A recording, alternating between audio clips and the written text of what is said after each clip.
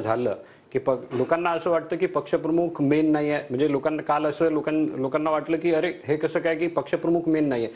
त्यामुळे आज विरोधकांकडून एक माझा प्रश्न आहे की एक विरोधकांकडून असं पसरवलं जातंय की 2019 मध्ये एकनाथ शिंदेनी जो एबी फॉर्म भरला त्यावर एक उद्धव ठाकरेंची सही होती.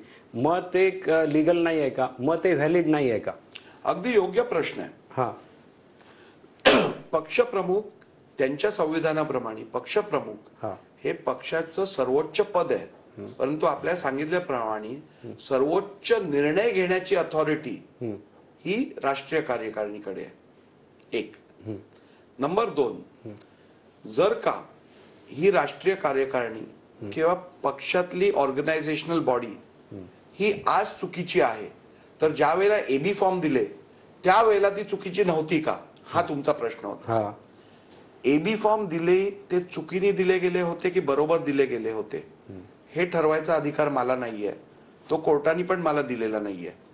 परंतु त्या पक्षाच्या कॉन्स्टिट्यूशन प्रमाणे इतर निर्णय झालेले आहेत की नाही हे बघण्याची जबाबदारी मला कोर्टाने. मी तुम्हाला एक वकील कायदे म्हणून नाही, मी आपलं पूर्ण करतो. म्हणून एका क्षणी चूक झालेली म्हणून ती चूक आता कंटिन्यू करायला द्यायची हे लॉजिक काय मला पटणार नाहीये. One wrong cannot justify the other. माझ्या समोर जे रॉंग रेक्टिफिकेशनला आलंय ते मी रेक्टिफाय करणार. जे पूर्वी रॉंग झालं असेल त्याच्याबद्दल ज्यांना दाद मागायची असेल त्यांनी जावा कोर्टात किंवा जावा इलेक्शन. याच्या आधारेच तुम्ही एकनाथ शिंदेंना ठाकरे काढू शकत नाहीत हा निर्णय दिला. पक्षाच्या संविधानमध्ये ज्या तरतुदी आहेत त्याच्या आधारावरती मी हा निर्णय दिला. आता समजा लोकांच्या मनात एक हाही दुसरा प्रश्न आहे की जो निर्णय आला त्यात बहुसंख्य याचाच विचार केला गेला का? कारण लोकांना असं वाटतं मग बहुसंख्येच्या आधारित जर निर्णय दिला असेल तर उद्या मनसेचं राज ठाकरे बोलले होते की उद्या राजू पाटील हे पक्ष घेतील. जो परिषदेत पक्ष आहे, जो विधानसभेत पक्ष आहे, तोच बाहेर जो राजकीय पक्ष आहे तो वेगळा आहे आणि हा वेगळा आहे की दोन्ही एकच आहेत? तुमचा निर्णय कसा आहे? मी निर्णय घेत असताना मूळ राजकीय पक्ष कोण रिप्रेझेंट करतं हा निर्णय घेत असताना कोर्टाने जे 3 निकष दिलेले त्या 3 निकषांचा वापर केला. त्या 3 निकषांवरती मी विचार केला आणि त्यानंतर मी निर्णय घेतला. जर का मला निर्णय केवळ हा मेजॉरिटी इन लेजिस्लेचर पार्टीच्या बेसिसवर घ्यायचा असता तर मी बाकी विषयांचा विचारच केला नसता. माझी ऑर्डर तुम्ही बघा.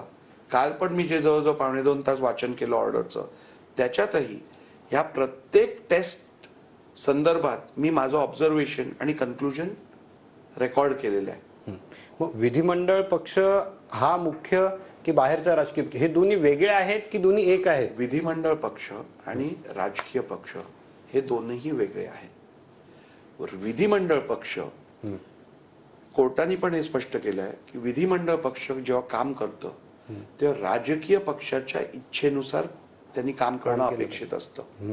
त्यामुळे विधिमंडळ पक्षाला जेव्हा आपण त्याच्यात व्हिप अपॉइंट करतो तेव्हा तो व्हिप राजकीय पक्षाच्या इच्छेनुसार अपॉइंट व्हावा असा निर्णय सर्वोच्च न्यायालयाने सुभाष देसाई केसमध्ये दिलेला आहे.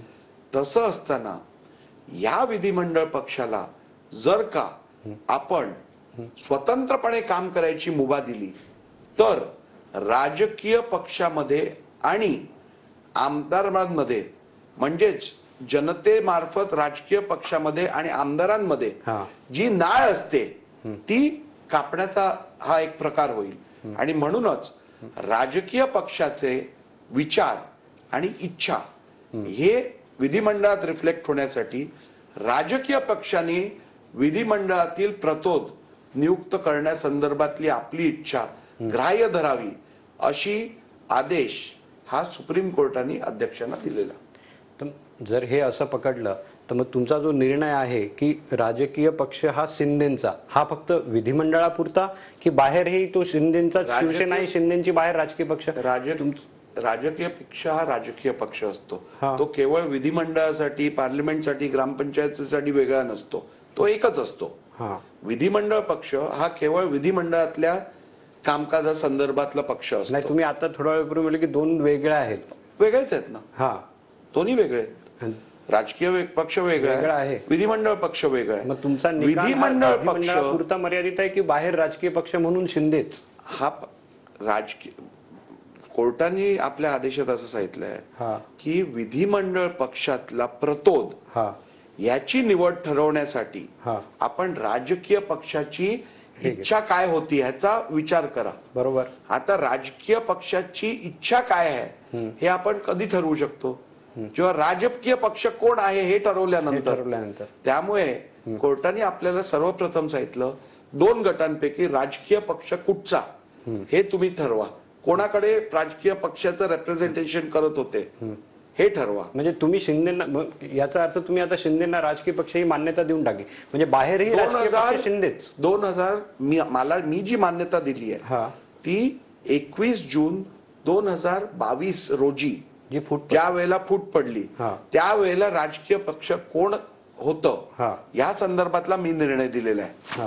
आज राजकीय पक्ष कोणाकडे आहे, आज राजकीय पक्षाचे नेते कोण आहेत, सिंबल कोणाकडे आहे, राजकीय पक्षाचं नाव कोणाकडे आहे याचा निर्णय इलेक्शन कमिशनने दिलाय. त्या इलेक्शन कोर्टाने आपल्या निर्णयात असं सांगितलंय की हा निवाडा सोडवण्यासाठी, हा डिस्प्यूट सोडवण्यासाठी डिस्प्यूटचा क्षण म्हणजे 21 जून 2022 रोजी राजकीय पक्ष कोण होता हे ठरवणं आवश्यक आहे.